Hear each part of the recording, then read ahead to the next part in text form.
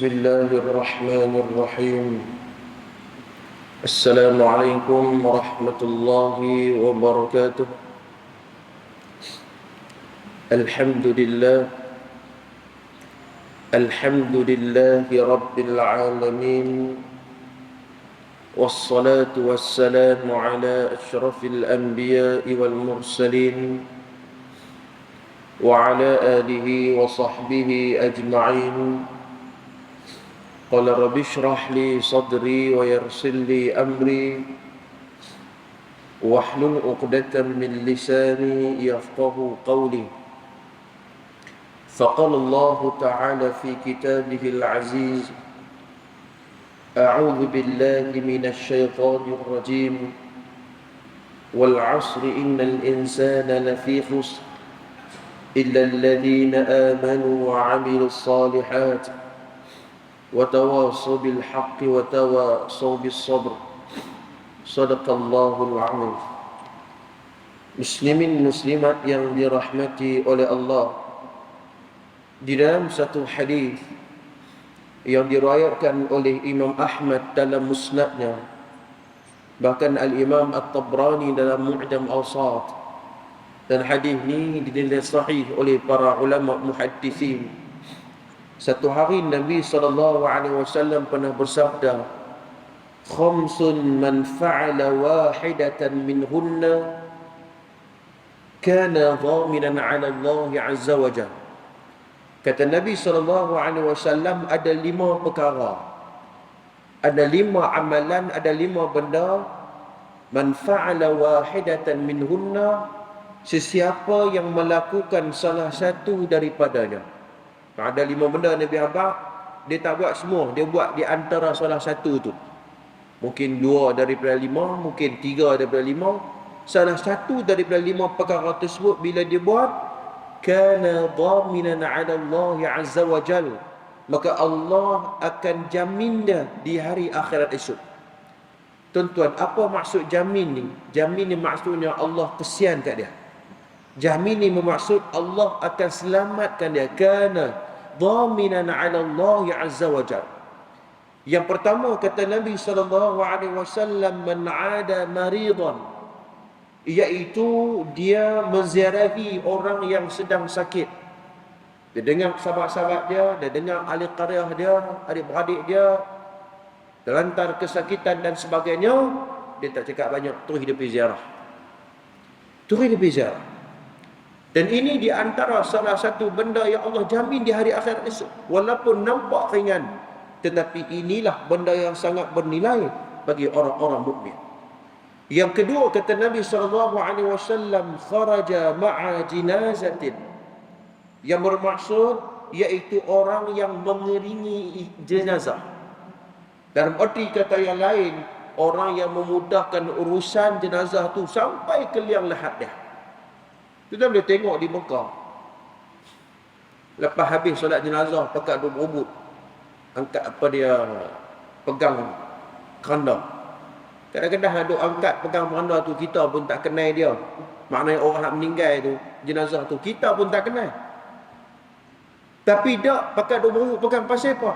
Hadis ni bagi kita, orang yang memudahkan mengiringi jenazah tersebut. Orang kampung kita, daripada kita meninggal dunia, ya, sementara nak masuk dalam van jenazah tu, pakat duk pegang. Kita kata tak apa, bagi orang muda-muda, tak apa, hak pegang tu pun kemah-kemah dah. Tak, dia bukan kira kemah tak kemah. Dia bukan kira hak pegang tu orang muda atau orang tua, tak. Masalah ini tidak ada dalam hadis. Ya, makna ini fadilat besar, maka kita bantu perkara tersebut akan mendapat jaminan daripada Allah Subhanahu taala. Kita tak kira ada tak apa, biar orang muda tak apa, tak. Kita pegang fadilat ni. Orang yang faham hadis ni, orang yang ada ilmu, dia akan tahu fadilat cukup besar tu. Yang ketiga kata Nabi SAW, au kharaja ghaziyan, iaitu mereka yang keluar pergi berperang di jalan Allah Subhanahu taala. Dia pergi berjihad, sama ada dia gugur syahid ataupun dia menang dalam peperangan tersebut, maka dia termasuk di kalangan hamba Allah yang mendapat jaminan daripada Allah. Au dakhala ala imamin yuridu ta'zirahu au tawqirahu, Yang keempat, ya, iaitu mereka, ya, iaitu orang yang masuk menemui pemimpinnya. Maknanya dia pergi jumpa pemimpin dia. Dia ada ketua, dia ada pengerusi, dia ada presiden, dia ada majikan dia. Orang ni tuan-tuan, bila jumpa dengan ketua, dia hormat ketua. Ini sikap yang agama ajak kepada kita. Bukan bermaksud mengampu. Jangan silap faham. Kita mengampu tidak. Mengampu ni tuan-tuan sekalian, benda betul pun dia, benda hak salah pun dia cucuk juga. Ya, bukan mengampu. Ini soal kita menghormat ketua kita. Kita ada akhlak apabila kita duduk dalam satu organisasi. Ada orang dia tak boleh duduk dalam jemaah, dia tak boleh duduk dalam kerja berkumpulan tuan-tuan, dia kira menang dia. Nabi beritahulah hadis riwayat Imam Ahmad ni tuan-tuan sekalian, kalau kita ada ketua, kena hormat ketua tu. Ya, kena muliakan dia. Tapi kalau dia salah, melanggar hukum syarak dan sebagainya, kita tegur dia dengan hikmah. Ini agama beritahu. Yang kelima kata Nabi, au qa'ada fi baitihi fasaliman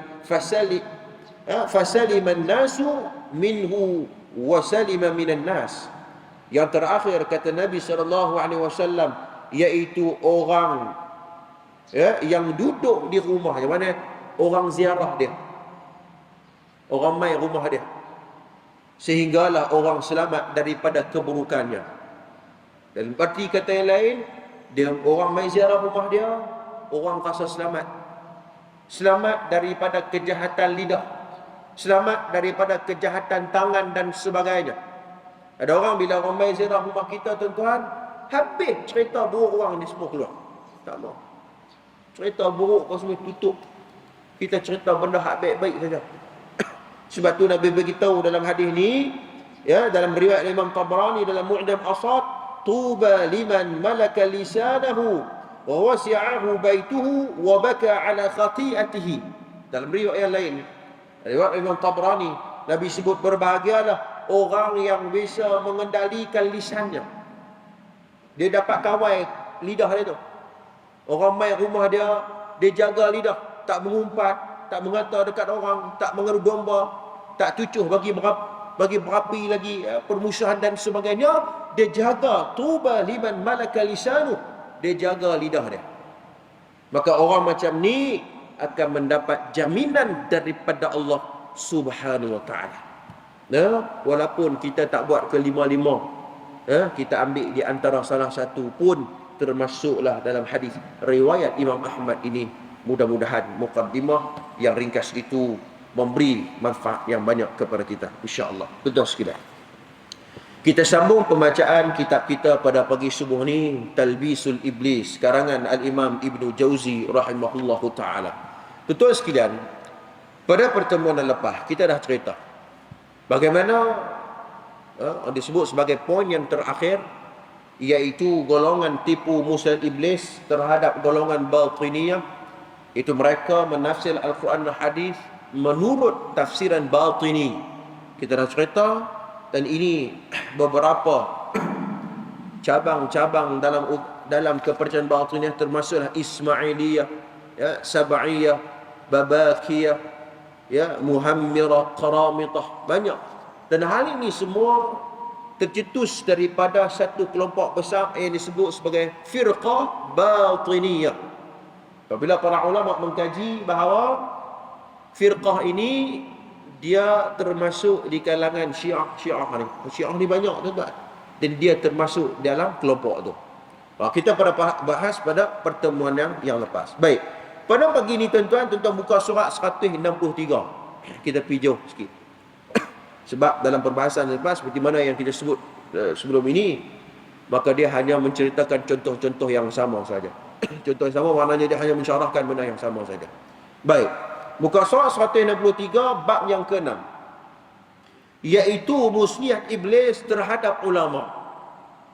Bagi subuh ni kita nak bincang macam mana tipu daya iblis. Iblis ni dia nak rosak. Rosak siapa? Kelompok yang dinamakan alim ulama.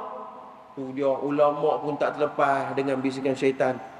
Sebab tu kita ni tuan-tuan, walau bagaimana keadaan kita sekalipun, kita sentiasalah berhati-hati dengan tipu daya iblis, dengan tipu daya syaitan laknatullahi alaih. Apapun yang kita hidup di muka bumi Allah ini, mesti berhati-hati.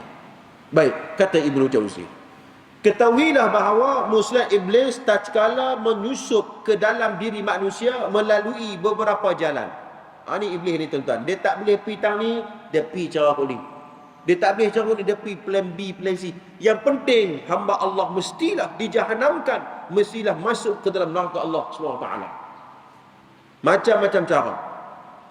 Di antara ada permasalahan terlihat tang mata. Maknanya ada cara iblis ni tuan-tuan, dia main dekat mata ni. Ya, maknanya dari sudut yang lain, dia tengok benda orang lebih daripada dia, dia ada perasaan dengki dalam diri dia. Ni mata ni penting. Sekalipun begitu, manusia tetap masih dikalahkan bisikan hawa nafsunya dan matanya tidak melihat pengetahuan, sehingga membuatnya menjadi hina. Di antara ada yang tidak terlihat dan tersembunyi, yang biasanya tidak disedari sekian banyak orang. Ibnu Jauzi bagi tahu dah, orang ni dia tak tahu apa dalam hati kita tu. Orang ni tuan-tuan, dia tak tahu apa yang bermain dalam hati dan perasaan kita. Luarannya nampak macam ahlul jannah, tetapi dalamannya, hatinya jauh daripada ubudiyah kepada Allah SWT. Tuan-tuan sekalian, kalau kita tengok dalam satu hadis, ya, hadis ini direkodkan oleh Imam Bukhari dan Imam Muslim, muttafaqun alaih, inna rajula la ya'malu 'amal al-jannah fima yabdu lin-nasi wa huwa min ahli an-nar. Kata Nabi SAW, sesungguhnya seseorang yang benar-benar melakukan amalan ahli syurga menurutnya, ya, masyarakat, padahal ia termasuk di kalangan penduduk neraka. Kata Imam Ibn Qayyim Al-Jauziyah dalam kitab Al-Fawaid, ya, menyebut bahawa lama kana al-amalu bil akhirah wa khatimahu. Kata Imam Ibn Qayyim Al-Jauziyah, hal ini menjelaskan bahawa apa? Kerana hal buruk itu tersembunyi di dalam hatinya. Orang tak tahu apalah hati tu, orang tak tahu. Itu imam pun tak tahu, isteri pun tak tahu, siapa pun tak tahu. Kita saja yang tahu diri kita, bagaimana diri kita dengan Tuhan. Sebab tu kalau kita tengok dalam kitab sirah, apabila selesai peperangan Uhud, Nabi arahkan seorang sahabat Nabi yang bernama Zaid bin Thabit.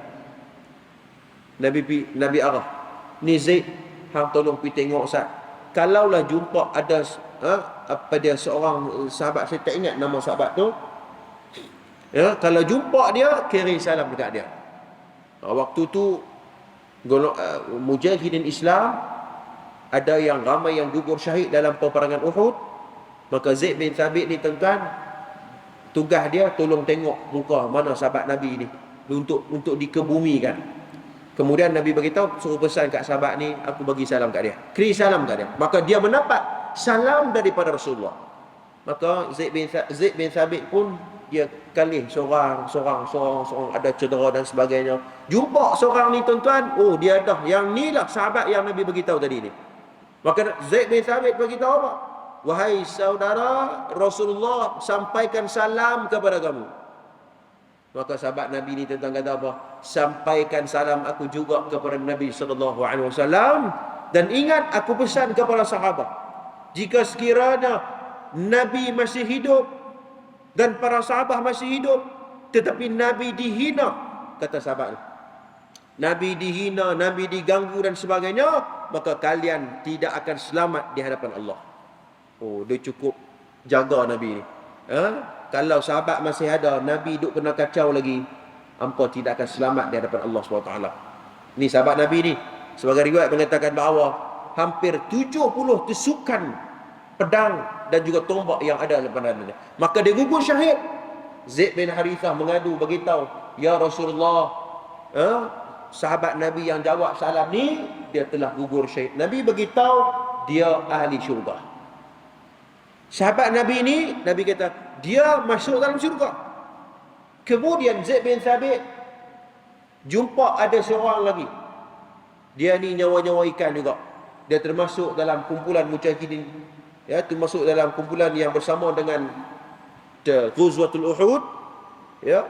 Dia pun nyawa-nyawa ikan juga, ya. Maka orang tanya kepada dia, wahai saudara, ya, apa yang menyebabkan kesungguhan hang ni berjihad bersama dengan Nabi?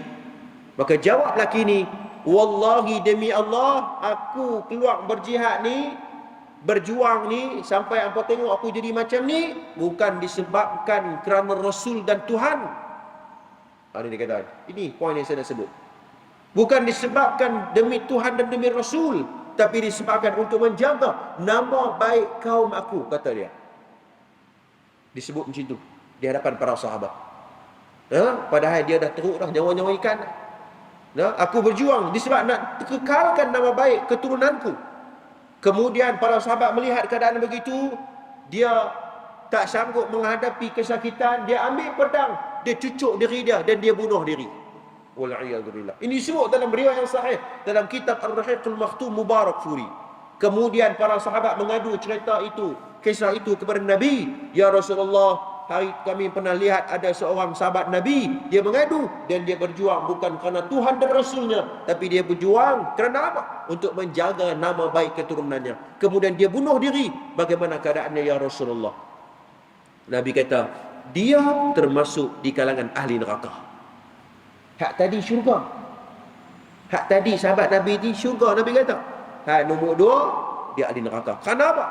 Karena dia berjuang bukan untuk kalimatullahi hiyal ulya, bukannya untuk menegakkan kalimat Allah SWT, tapi dia berjuang itu walaupun dia cedera parah dan sebagainya, tapi niatnya bukan kerana Allah SWT dan bukan untuk memperjuangkan risalatun nubuwah yang ada dalam cerita.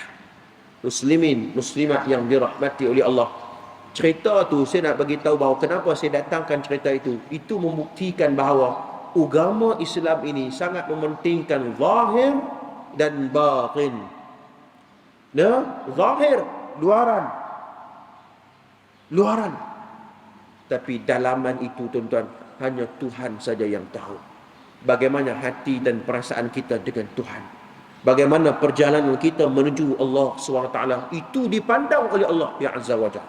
Maka kalau niat kita baik, lurus kerana Allah, maka Allah akan pimpin perjalanan kita. Tentu sekalian.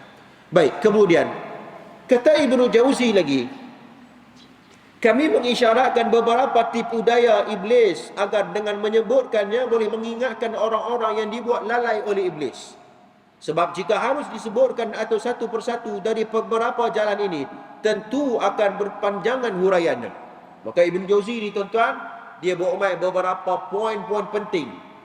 Ya, bagaimana iblis dan syaitan ni merosakkan para alim ulama. Ni bab yang kedam ni. Lepas habis bab ni, tuan-tuan, kita akan bahas bagaimana syaitan dan iblis dia merosakkan orang-orang awam macam kita ni. Kita orang awam, level besar ya. Ulama, dia punya level syaitan dia, tuan-tuan, tahap major punya. Kapten dia, tuan-tuan sekalian. Dia bukan private, kapten mai turun. Berkata hak ni tak lut, kita hantar kapten mai. Rosak ulama ni. Dah, tuan-tuan. Baik, di antara salah satu tipu daya iblis, pertama kata Ibnu Jauzi, terhadap para qari. Jadi para qari adalah orang yang pembaca Al-Quran. Di antara gambarannya, salah seorang di antara mereka ada yang menyibukkan diri dalam bacaan-bacaan yang tidak bermanfaat dan juga mencarinya, sehingga banyak umurnya yang terbang untuk mengumpul buku-buku bacaannya. Maknanya ada orang yang kena tipu dengan iblis, dia belajar benda-benda yang tak datangkan manfaat. Ya, dia membaca, dia menghabiskan bacaan dia, masa dia, tuan-tuan, dengan bacaan yang tidak bermanfaat. Tuan-tuan, tak payah kita tengok video, tuan-tuan pergi kat kedai buku, khususnya anak-anak muda kita, tuan-tuan, pergi dekat kedai buku, tuan-tuan, tengok buku yang paling banyak sekali dijual di kedai-kedai buku adalah buku berkaitan dengan novel. Tak apa-apalah novel, cukup banyak, tebal-tebal. Anak-anak muda boleh habis buku tebal-tebal. Tapi kalau buku akademik, buku ilmiah, buku fakta, buku agama, tuan-tuan, dipandang sepi. Saya pergi kat Sungai Petani, kedai buku kan. Hari tu ni banyak rak lah buku akademik, rujukan ni banyak lah. Seronok kita. Pi kali hak nak main ni tuas kedai. Habis tinggal satu rak lah. Tinggal satu rak ya buku hak ilmiah lah, maknanya ada fakta, ada rujukannya. Ilmiah, tegak. Yang hak banyaknya semua cerita pasal novel. Aduh, letih juga.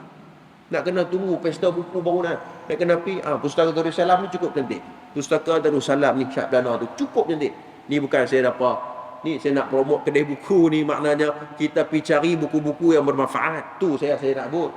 Karena Imam Nawawi sebut dalam kitab Al-Adab fi Hamatil Quran, di antara salah satu cara untuk melembutkan hati ni qiraatil kutubun nafi'ah, membaca buku-buku yang bermanfaat. Ya, tengok buku-buku apa yang boleh membentuk diri kita, membentuk akhlak kita, beli dan membaca. Tapi ada kelompok-kelompok ni, para sarjana dan cendekiawan ini, mereka tertipu, habiskan masa mereka dengan membaca buku-buku yang tidak mendatangkan manfaat urusan akhirat mereka. Ya, tuan-tuan sekalian. Dan juga yang demikian itu dapat membuatkan lalai mengerjakan benda yang wajib. Dia baca tu sampai melalaikan dia melakukan kefarduan yang diwajibkan kepada dia. Dan perkara ini bukan bermaksud tak boleh belajar ilmu dunia. Jangan kita silap faham. Kerana ilmu dunia seumpama seperti engineering ke, medik ke, apakah, itu pun sebahagian daripada ilmu Allah. Ya, jangan kita silap faham. Maka kata Profesor Muqim Al-Atas, dia mengatakan bahawa ilmu ini perlu diintegrasikan di antara ilmu Islam dengan ilmu dunia ini. Ya. Hari ini lahirnya pemikir Islam, lahirnya doktor yang menghafaz Al-Quran. Ya, hari ini. Hari ini lahirnya engineering, arkitek, ya, engineer dan sebagainya, peguam dan sebagainya, tapi berfikrah Islam. Kita nak lahirkan generasi seumpama ini. Dan kita tidak mahu dia disibukkan dengan urusan dunia, sehingga kan dia tak gunakan ilmu itu untuk kepentingan akhiratnya. Yang ni yang rugi. Yang ni yang rugi, tuan-tuan sekalian. Ya, sebab tu kalau kita tengok sekitar 600 ke 700 Hijrah, bagaimana ya ulama-ulama dulu, tuan-tuan, mereka menggabungkan di antara ilmu akhirat dengan ilmu dunia. Dua-dua mereka dapat. Ya, dua-dua mereka dapat. Itu zaman kegemilangan umat Islam, tuan-tuan. Baik, ada kalanya engkau melihat seorang imam masjid yang mengemalkan bacaannya sementara dia tidak sedar bahawa perbuatannya itu adalah merosakkan salat. Boleh jadi dia berbuat seperti itu kerana apa?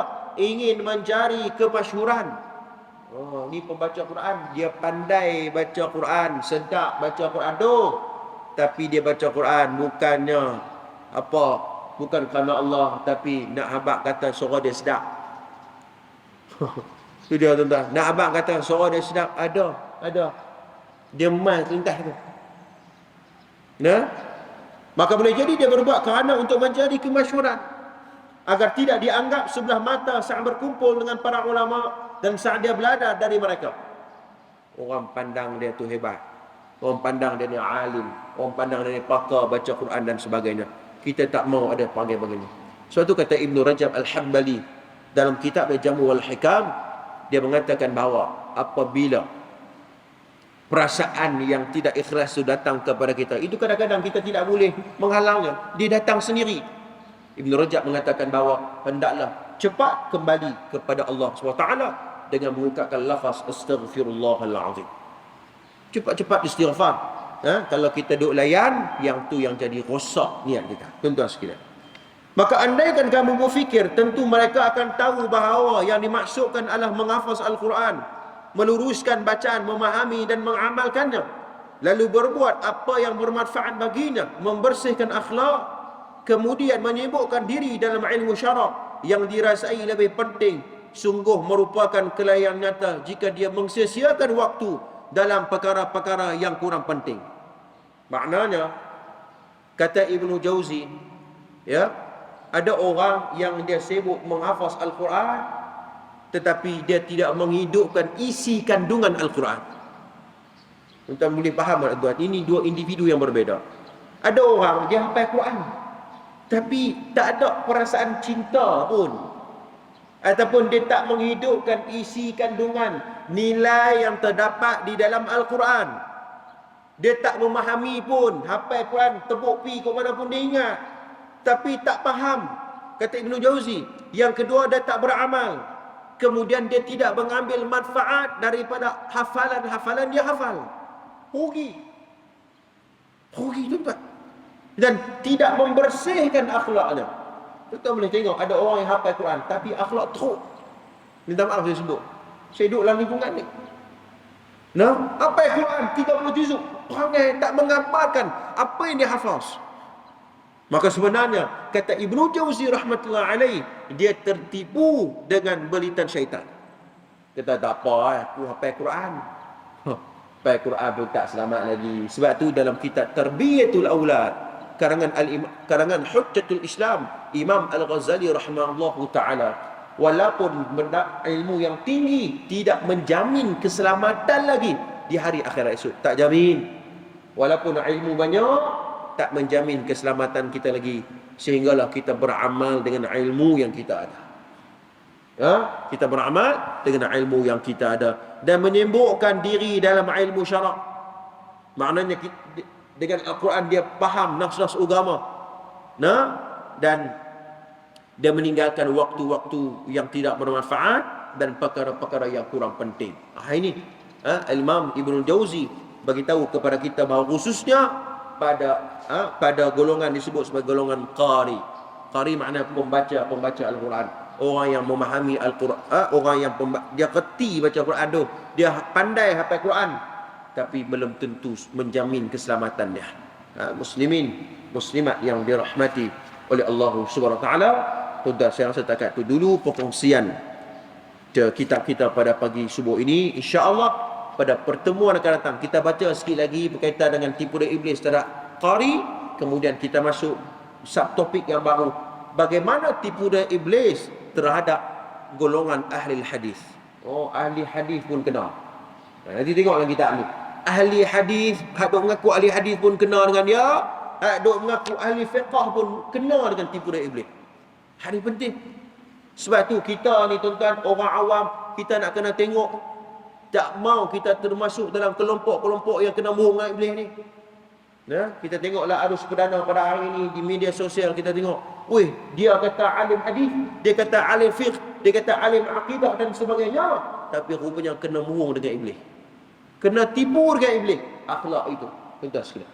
Maka insya-Allah pada pertemuan akan datang nanti kita akan teruskan pembacaan. Mudah-mudahan yang paling penting adalah bila kita tahu maklumat ini, kita jaga diri kita, kita jaga iman kita supaya tidak maknanya dia terlalai ataupun terkena tipu musyiat iblis laknatullahi alaih. Aqul qawli hadha wastaghfirullahal azim li wa lakum. Wassalamualaikum warahmatullahi wabarakatuh. أعوذ بالله من الشيطان الرجيم. بسم الله الرحمن الرحيم. الحمد لله رب العالمين، والصلاة والسلام على أشرف الأنبياء والمرسلين وعلى آله وصحبه أجمعين. اللهم إنا نسألك الهدى والتقى والعفاف والغنى. اللهم إنا نسألك علما نافعا ورزقا طيبا وعملا متقبلا. صلى الله على سيدنا محمد وعلى آله وصحبه أجمعين، والحمد لله رب العالمين.